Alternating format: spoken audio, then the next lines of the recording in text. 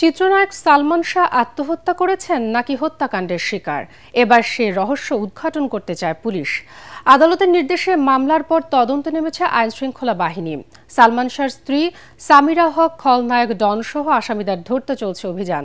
এদিকে সালমান শাহর প্রথম ময়নাতদন্তকারী মর্গ সহকারী সেকান্দার আলী জানান, মৃত্যুর দিন সালমান শাহর গলায় শুধু কালো দাগ ছাড়া অন্য কিছু দেখেনি তারা।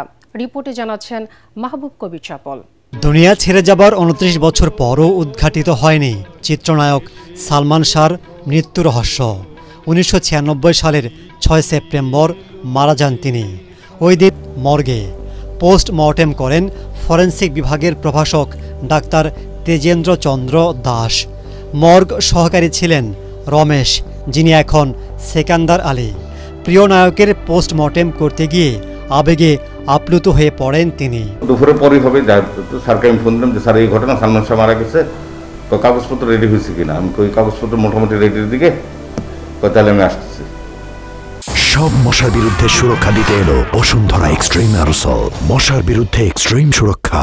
তখন এই স্যার আসলো, আর লোকারণ্য অভিনেতা অভিনেত্রী অনেকে আসছে এখানে। তুমুল জনপ্রিয় এই নায়কের মৃত্যু স্পর্শকাতর হওয়ায় তার পুরো শরীর কাটা ছেঁড়ার নির্দেশ দেন। হত্যা করলে আত্মরক্ষার সময় ধস্তাধস্তির আঘাত থাকত, কিন্তু সালমানের গলায় শুধু কালো দাগ ছিল। যা যা সিমটম শ্রোতালের সাথে স্যার মিলাইছে, মিলানোর পর স্যার আমাকে বললো যে কাজ শুরু করো। স্যার নিজেই বলতেছে এটা রিপোস্টমর্টম হবে, তুমি লেখা রাখো সাদা কাগজে। আমি কি বললেন স্যার?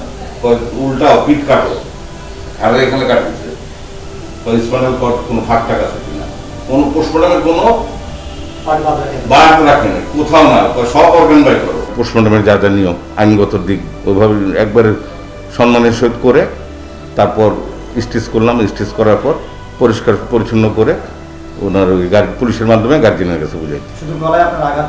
আঘাত মানে একটা কালো দাগের মতো ছিল, বাস। হ্যাঁ,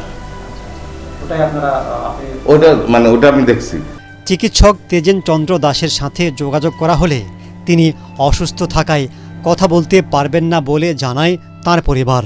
ভিসেরা পরীক্ষায়ও সালমান শাহর শরীরে বিষাক্ত বা রাসায়নিক কিছু পাওয়া যায়নি বলে জানান চিকিৎসকরা।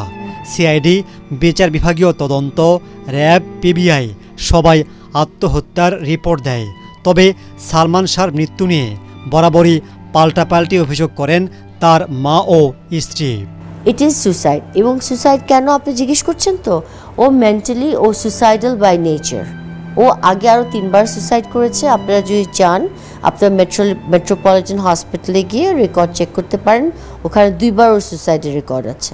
আমাকে বলছে মরার সময় নেই আম্মা, কোটি টাকার লোক নেই মানুষের, এগুলো শেষ করে তোমাকে নিয়ে আব্বাকে নিয়ে আমরা 3-4 জন আমরা ব্যাংকক যাবো, তোমাকে নিয়ে অনেক দিন থেকে বেড়ে আসবো শান্তিতে, আর আমি সই করবো না কয়েকদিন, একটু গ্যাপ নিব, আমিও টায়ার্ড হয়ে গেছি। সেই ছেলে কি মরতে পারে? অবশেষে আদালতের নির্দেশে সালমান শাহর হত্যা মামলা করেন তার মামা আলমগীর কুমকুম। আসামি করা হয় সালমানের স্ত্রী সামিরা হক, সামিরার মা, খলনায়ক আজিজ মোহাম্মদ ভাই, ডন সহ 11 জনকে। আসামিদের গ্রেফতারে অভিযান চলছে বলে জানায় পুলিশ।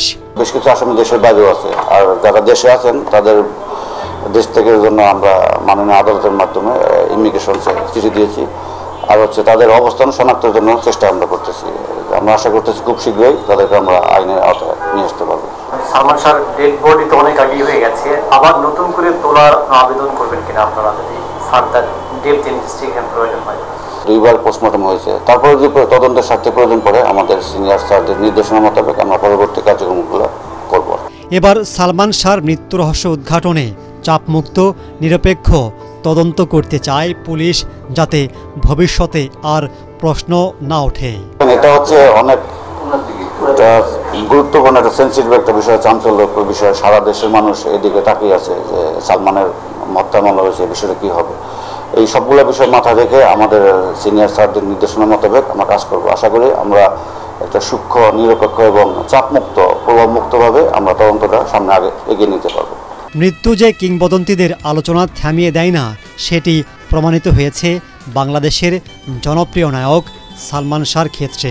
মাহবুব কবির চপল, ATN বাংলা, ঢাকা।